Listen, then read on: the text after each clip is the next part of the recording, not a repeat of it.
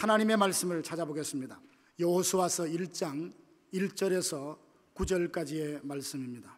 여호와의 종 모세가 죽은 후에 여호와께서 모세의 수종자 눈의 아들 여호수아에게 말씀하여 이르시되 내 종 모세가 죽었으니 이제 너는 이 모든 백성과 더불어 일어나 이 요단을 건너 내가 그들 곧 이스라엘 자손에게 주는 그 땅으로 가라.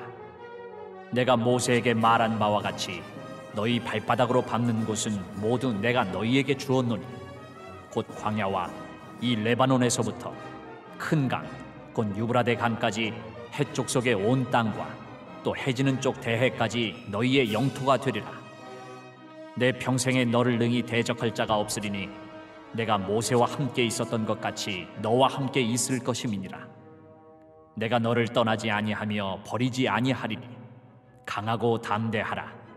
너는 내가 그들의 조상에게 맹세하여 그들에게 주리라 한 땅을 이 백성에게 차지하게 하리라. 오직 강하고 극히 담대하여 나의 종 모세가 내게 명령한 그 율법을 다 지켜 행하고 우로나 좌로나 치우치지 말라. 그리하면 어디로 가든지 형통하리니 이 율법책을 내 입에서 떠나지 말게 하며 주야로 그것을 묵상하여 그 안에 기록된 대로 다 지켜 행하라. 그리하면 내 길이 평탄하게 될 것이며 내가 형통하리라. 내가 내게 명령한 것이 아니냐. 강하고 담대하라. 두려워하지 말며 놀라지 말라. 내가 어디로 가든지 내 하나님 여호와가 너와 함께 하느니라 하시니라. 아멘. 요즘 뉴스를 듣고 있노라면 염려와 안타까움을 넘어서 두려움을 느끼는 것을 경험합니다. 얼마 전에 한 보험회사에 컴퓨터가 해킹을 당해서 8천만 명에 되는 많은 고객의 정보가 유실됐다, 그런 뉴스를 보았습니다. 마음만 먹으면 남의 개인 비밀도 얼마든지 알아낼 수 있는 세상이라면 우리의 삶이 어쩌면 어항처럼 수족관에 있는 것처럼 모든 사람들에게 오픈된 같은 불안한 마음을 우리에게 조성합니다. 지금 세상에서는 동성애에 대한 뜨거운 논쟁이 있다는 것을 여러분이 다 알고 계실 것입니다. 가만히 보면 기본적인 가치관마저도 허물어지고 있는 시대에 저와 여러분들이 살아가고 있습니다. 지금 이 미국에는 18개 주가 이미 동성애를 합법화 진행을 하고 있고 또 18개월 전과 비교하면 3배나 가까운 이 증가세를 보고 있다. 그래서 모두가 걱정을 하고 기도하고 있습니다. 지난주 신문에 보니까 그 동성애 합법화를 반대하는 소송을 낸 사람들이 있었습니다. 그들은 다름이 아니라 동성애 부부의 입양된 가정의 그 자녀들이었습니다. 그들은 소송하기를 동성애를 합법화하는 것을 반대한다, 그런 것입니다. 왜냐하면 그들이 우리를 양육해 준 건 참 고맙지만 그 특수한 가정에 살면서 성적인 정체성에 혼란을 가져오고 여러 가지 성적인 학대를 많이 받았다고 하며 동성애를 합법화해서는 안 된다라고 그렇게 말하며 소송을 낸 기사를 본 적이 있습니다. 여러분, 아이들을 키워보시면 요즘 아이들은 학교에서 자기가 손만 벌리면 아주 손쉽게 마약을 취할 수도 있습니다. 이런 세상에서 우리 아이들과 우리가 살아가고 있습니다.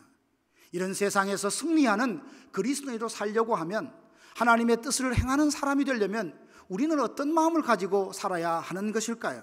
오늘 성경에 보니까 강하고 담대하라, 그렇게 말씀하고 있습니다.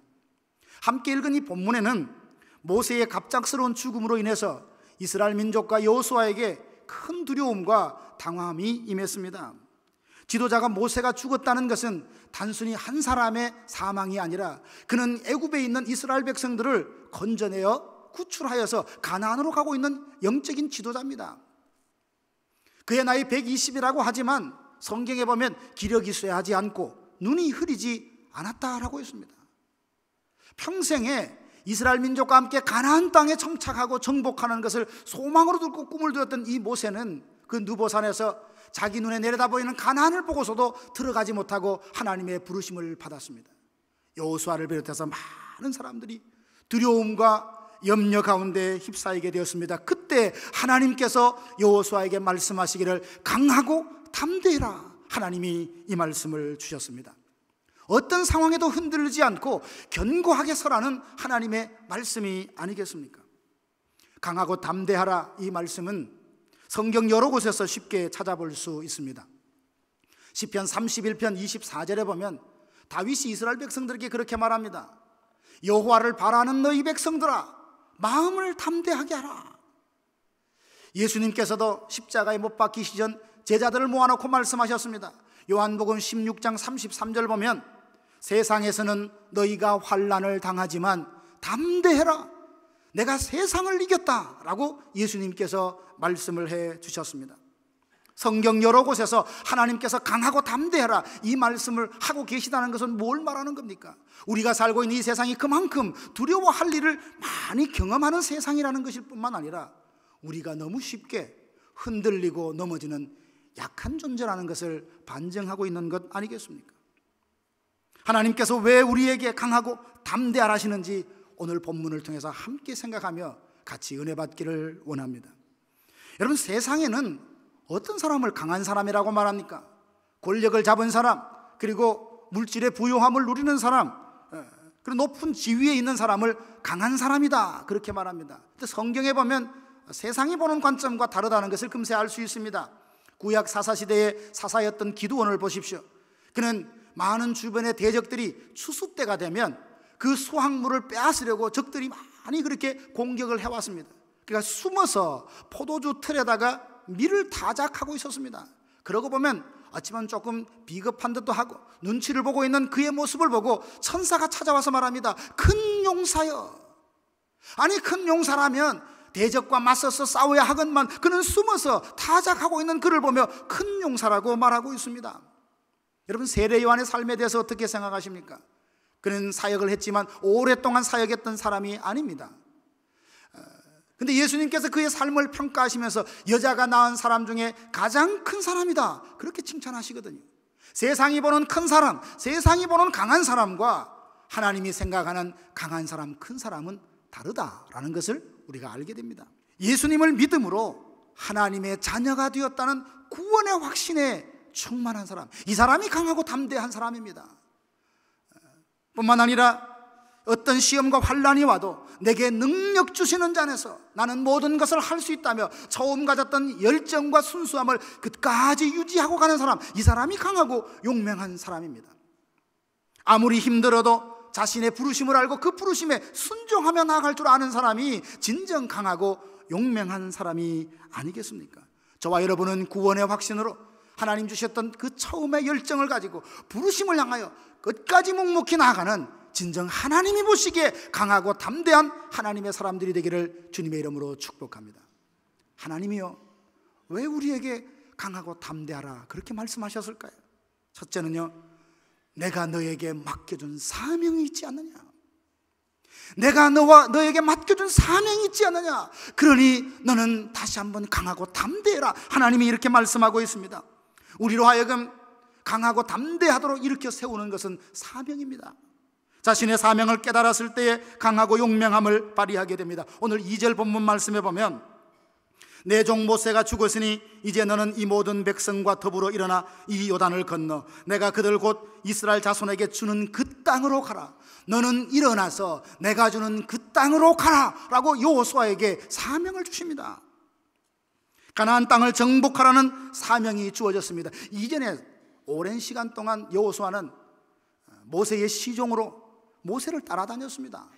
그런데 모세가 죽은 후에 자기가 영적 지도자가 되어서 수백만 명의 이스라엘 민족들을 가나안으로 인도해야 되는 그 자리에 섰을 때 얼마나 두렵고 얼마나 당황스러웠을까요? 이스라엘 백성들이 40년 동안 광야를 행하면서 그 영적인 지도자인 그 모세에게 어떻게 하는 건 자기가 봤습니다. 원망했습니다. 지도력에 도전했습니다. 그런 모세도 그렇게 힘들었는데 나의 부족함 가지고 어떻게 이끌어갈까 두려웠지 않겠습니까? 그런데 그에게 사명이 주어졌을 때 하나님은 그에게 강하고 용맹함을 회복시켜 주셨습니다. 여러분, 사명이라는 것은 하나님이 우리에게 맡겨주신 일이에요.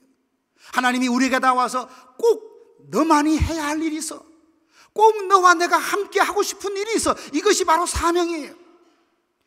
사명이 주어졌다는 것은 나를 믿어주는 것 아닙니까?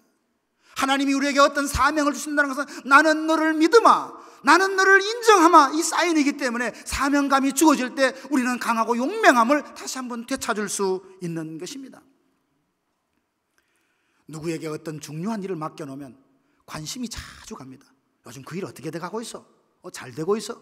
뭐 도와줄 만한 일은 없을까? 왜냐하면 그 일이 되게끔 하고 싶은 마음이 있기 때문에 관심이 가는 것 아닙니까? 하나님께서 오늘 우리에게 사명을 주시고 우리에게 관심을 주십니다. 야, 부족함이 없니? 내가 도와줄 것 없니? 그 일을 잘 할 수 있도록 내가 뭘 해주면 되니? 하나님이 우리에게 관심을 쏟으십니다. 사명감이 얼마나 중요한지, 우리가 부르심을 받았지만 이 사명감이 없으면 가다가 흔들릴 수도 있고 수많은 유혹과 위협에 넘어질 수도 있는 것이 저와 여러분의 모습 아닙니까? 사도 바울을 보십시오. 얼마나 그런 투철한 사명감으로 강하고 담대하게 삶을 살았는지. 안디옥 교회로부터 선교사로 파송을 받아서 도시마다 움직이면서 복음을 전했습니다. 많은 사람이 사도 바울이 증거하는 그 복음을 듣고 예수님을 믿었어요. 제자가 되었습니다. 교회가 세워졌습니다. 그가 복음을 증거할 때 듣고 믿는 자만 있었나요? 그렇지 않아요. 그가 복음을 증거할 때에 많은 유대인들은 그를 공격했습니다. 위협했어요. 핍박을 했습니다. 심지어는 40여 명이 되는 사람들이 나는 바울을 죽이기 전까지는 물도 마시지 않겠다, 결사대까지 조성해서 바울을 죽이려고 했던 사람들이 있었습니다. 이렇게 힘든 삶, 고난과 어려움이 있음에도 불구하고 사도 바울이 그렇게 많은 일들을 했던 이유가 무엇입니까? 그것은 전하지 않으면 내게 화가 있다라고 생각하며 자기에게 부르신 그 부르심에 사명감에 불타올랐기 때문입니다. 3차 선교여행을 하고 예루살렘으로 돌아올 때 가이사라에 들렸을 때에 초대교회 7지사 중에 하나인 빌립의 그 집에 잠시 머물렀습니다. 아가보라고 하는 선지자가 예언을 합니다. 성령이 내게 말씀을 해주시는데 당신 지금 예루살렘으로 올라가면 큰 고난과 환난을 당할 것이니 올라가지 마십시오라고 만류합니다. 그때 사도 바울이 이렇게 말합니다. 사도행전 21장 13절 보면 여러분이 어찌하여 울어 내 마음을 상하게 하느냐, 나는 주 예수의 이름을 위하여 결박당할 뿐 아니라 예루살렘에서 죽을 것도 각오하였노라. 여러분, 얼마나 강하고 담대한 그런 하나님의 사람입니까? 자기가 가는 길이 가시밭길한 걸 알아요. 고난과 핍박이 기다리는 걸 알아요. 그럼에도 그 길을 묵묵히 한 걸음 두 걸음 걸어가는 이 바울의 모습이 바로 강하고 담대한 하나님의 사람의 모습입니다. 어떻게 이 바울은 우리와 똑같은 사람일진데 이렇게 강하고 용맹함을 받았을까? 그는 투철한 사명감이 있었습니다. 사도행전 20장 24절 보면 나의 달려갈 길과 오직 하나님의 은혜의 복음을 증거하는 일을 마치려 하면은 나의 생명조차 조금도 귀한 것으로 여기지 않는다. 사나 죽으나 나는 주님의 것이다. 할 수만 있으면 나는 주님을 존귀케 여기를 원한다. 그 투철한 사명감으로 힘들고 어려운 길도 묵묵히 가는 강하고 담대한 사람이 되었습니다. 사명감은 이처럼 우리의 마음에 강하고 담대함을 회복시켜 줍니다. 여러분, 엘리야 선지자를 잘 아실 것입니다. 갈멜산 제단에 불로 응답하신 하나님을 보임으로 많은 사람들에게 여호와가 하나님이다 라는 것을 보였던 능력의 선지자 아닙니까? 근데 아합 왕과 이세벨 왕후가 위협을 하자 도망을 갑니다. 그리 시내가 로뎀나발에 털썩 주저앉아서 이야기합니다. 하나님, 나 지쳤어요. 나 혼자예요. 나는 아무도 이제 아무 힘도 없어요 라고 주저앉아서 넉넉하오니 내 생명을 거두어 달라고 그렇게 하나님 앞에 기도하며 푸념을 늘어놓을 때 하나님이 말씀하십니다. 엘리야야, 너는 왜 여기에 있느냐? 어찌하여 이렇게 있느냐 말씀하여 주시며 그에게 새로운 사명을 주셨습니다. 아직도 바알에게 무릎 꿇지 않은 7,000명을 내가 남겨두었다라고 말씀하시고 하사엘에게 기름을 부어 아람 왕이 되게 해라. 예후에게 기름을 부어서 이스라엘 왕이 되게 해라. 엘리사에 기름을 부어 너 다음에 선지자가 되게 해라. 새로운 사명을 주었을 때에 그렇게 털썩 주저앉았던 엘리야가 자리에서 일어나 아합의 마차를 앞서 뛰며 달릴 수 있는 하나님의 사람으로 회복이 일어났습니다. 사명감을 되찾는다는 것이 이렇게 중요합니다. 사랑하는 성도 여러분, 엘리야만 그리고 성경에 나오는 몇몇 사람만 그리고 사명자가 아닙니다. 저와 여러분들도 하나님이 부르신 사명자인 줄로 믿습니다. 옆에 분에게 한번 이야기할까요? 당신은 사명자입니다. 한번 이야기해 보십시오. 당신은 사명자입니다. 그 말이 얼마나 실감이 되십니까? 내가 뭐 오늘 로마서 1장 5절에서 6절 보면 이런 말씀이 있습니다. 그로 말미암아 우리가 은혜와 사도의 직분을 받아 그의 이름을 위하여 모든 이방인 중에서 믿어 순종하게 하나니 너희도 그들 중에서 예수 그리스도의 것으로 부르심을 받은 자니라. 바울만 부름받은 것이 아니에요. 디모데만 부름을 받은 것이 아닙니다.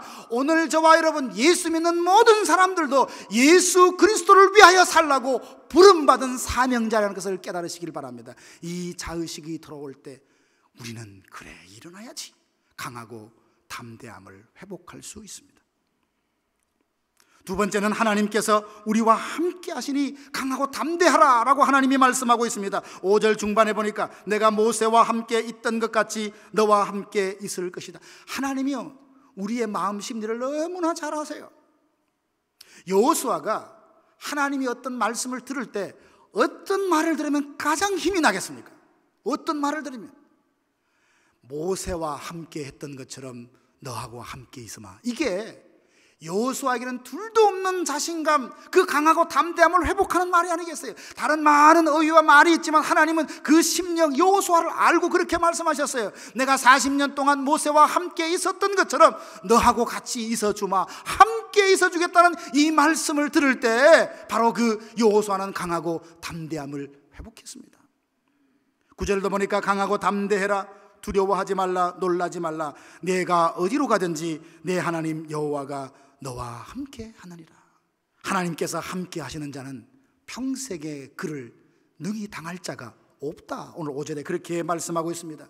여러분 이스라엘 군대를 한번 보십시오. 전쟁에 나선다고 라고 하는데 정예 군대라고 하기엔 좀 어렵고 오합지졸 같은 그냥 무리들입니다. 근데 전쟁할 때마다 이기는 거예요. 그들이 가진 전략, 전술, 무기가 특별해서 이겼나? 그렇지 않습니다. 하나님이 그들과 함께 하시니까 세상 눈으로 볼 때는 오합지졸이지만 하나님이 그들과 함께 하시니까 어느 누구도 꺾을 수 없고 어느 누구도 무너뜨릴 수 없는 강한 군대, 강한 공동체가 되는 것입니다. 여러분 어떤 교회가 강하고 담대한 교회가 될 수 있습니까? 부자들이 많은 교회, 힘 있는 교회, 예산이 넘치는 교회 그렇습니까? 그렇지 않습니다. 하나님이 함께 하시는 교회가 세상에서 가장 강하고 담대할 수 있는 교회인 줄로 믿습니다. 그 하나님이 함께 하실 때 다른 모든 것이 뒤따라오는 것 아닙니까? 그래서 우리가 기도해야 됩니다. 하나님 우리와 함께하여 주시옵소서. 우리와 함께하여 주시옵소서. 그 함께하심의 그 증험을 우리가 보게 하여 주옵소서. 이게 저와 여러분의 기도가 되어야 되지 않겠습니까? 여호와께서 함께 하신다는 것은 그 누구도 당할 수 없는 강한 자로 세우는 것인데 여호수아는 가나안 땅에 들어가기 전에 2명의 정탐꾼을 뽑아서 정탐을 하게 왔습니다. 그 두 사람이 이제 여리고로 들어갔는데 라합의 집에 숨어 들어갔어요.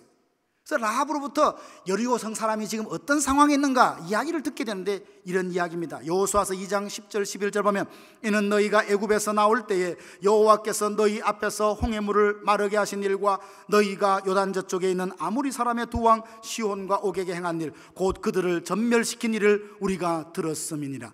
우리가 듣자 곧 마음이 녹았고 사람이 너희로 말미암아 정신을 잃었다라고 말합니다. 다른 사람이 볼 때는 여리고성의 철옹성을 바라보면서 아무도 넘볼 수 없다라고 생각했는데 실제로는 하나님의 군대, 하나님이 함께하는 이스라엘이 뚜벅뚜벅 자기애로 가오니까 마음이 간담이 다 녹아내리고 그리고 정신을 잃어버렸답니다. 하나님이 함께하시는 사람, 바로 이런 놀라운 강함과 용맹함을 발휘한다고 오늘 성경에서 우리에게 들려주고 있는 말씀이 아닙니까? 이 세상에서 강하고 담대한 사람은 하나님이 함께 해주는 사람입니다. 하나님과 함께한 사람을 능히 대적할 자가 없으리라 하셨습니다. 그에게 이김이 있고 그를 통하여 하나님의 영광을 드러내실 것입니다. 사랑하신 여러분, 하나님이 우리와 함께 하십니다. 하나님이 우리와 함께 하셔요. 잠시 잠깐이 아니라 영원토록 함께 하겠다 약속을 해 주셨습니다. 내가 너와 함께 있을 것이다. 놀라지 말라. 내가 너를 고아처럼 버려두지 않겠다. 두려워하지 말라. 내가 너와 함께 있지 않느냐. 내가 너를 굳세게 하겠다. 떠나지 않겠다. 참으로 나의 의로운 오른손으로 너를 붙들어 주겠다. 하나님의 이 약속의 말씀, 이것을 묵상할 때 우리는 강하고 용맹함으로 다시 일어날 수 있습니다. 세 번째로 하나님이 이 모든 일을 성취하신다. 하나님이 이루시니까 강하고 담대하라 지금 말씀하고 있는 것입니다. 우리 모두에게는 맡겨진 사명이 있습니다. 하나님이 우리에게 기대하는 사역들이 있어요. 그런데 이 사역은 저절로 되어지지 않습니다. 우리의 헌신, 우리의 땀, 우리의 시간, 우리의 마음을 드리는 것을 하나님이 원하고 계십니다. 그러나 기억할 것은 내가 땀 흘렸다고, 내가 뭔가를 했다고 그것이 이루어지는 것이 아니라 하나님이 친히 이루시는 겁니다. 하나님이 다 하시는 거예요. 그래서 본문에 반복해서 나타나는 패턴이 있는데 3절에 보면 너희 발바닥으로 밟는 곳은 모두 내가 너희에게 주었다. 6절에 보니까 내가 그들에게 주리라 한 땅을 차지하게 하리라. 13절에 너희 하나님 여호와께서 너희에게 안식을 주시며 이 땅을 너희에게 주시라. 다 뭐랍니까? 내가 주겠다, 내가 하겠다, 내가 차지하게 하겠다, 내가 들어가게 하겠다. 이 내가, 하나님이 그렇게 말합니다. 내가 하겠다, 나는 할 수 있어, 너는 그것을 믿고 나를 따라와. 바로 이 말씀을 오늘 본문이 우리에게 하고 있는 것입니다. 살다 보니까 두려워하고 염려할 것 참 많이 있죠. 가만히 분석해 보면 왜 내가 염려하고 왜 내가 두려워하나 가만히 보면 내가 다 해야 된다고 생각하는 거예요. 내 건강도 내 손에 있고, 내 비즈니스도 내 손에 있고, 내 자녀와 내 삶도 내 손에 있다고 생각하면 불안하기 짝이 없습니다. 왜요? 누구보다 자기가 자기를 잘 알잖아요. 번번이 연약한 의지 때문에 작심삼일, 아니 작심삼일까지 갈 것도 없어요. 작심삼초에 말하자 말자 잊어버리고 못한다 할 정도. 우리가 이런 연약한 존재입니다. 스스로를 아니까 나를 믿으라 말해놓고도 불안하기 짝이 없지만, 그러나 하나님이 하신다 이 믿음 앞에 나를 드리면요, 우리의 마음이 강하고 용맹함을 얻을 수 있는 겁니다. 누가 내 생명을 지킬 수 있습니까? 누가 내 자리를 지킬 수 있습니까? 누가 내 가정과 자녀들을 지킬 수 있습니까? 사랑하지 않아서가 아니라 우리는 그런 사람들이에요. 어느 것도 하나님이 주시지 않는 건 누릴 수 없고, 어느 것도 하나님이 지켜주시지 않으면 내가 감당할 수 없습니다. 시편에서 뭐라고 합니까? 여호와께서 집을 세우지 아니하시면 세우는 자의 수고가 헛되고, 여호와께서 성을 지키지 하시면 파수꾼의 경성함이 허사다. 시편이 우리에게 그것을 가르쳐주고 있지 않습니까? 사랑하신 여러분, 빌립보서 1장 6절 보면 말합니다.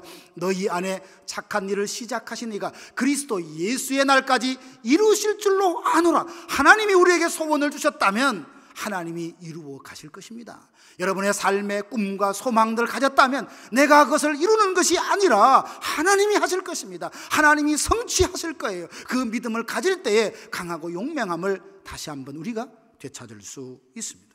지금 여러분의 삶이 때로는 참 힘겨운 삶이라 할지라도 합력하여 선을 이루시는 하나님, 어떤 방법으로, 나는 상상할 수 없는 방법으로 하나님은 다 방법이 있는 거예요. 이스라엘 백성들이 포로 중에 살다가 마음이 실망이 되는 거예요.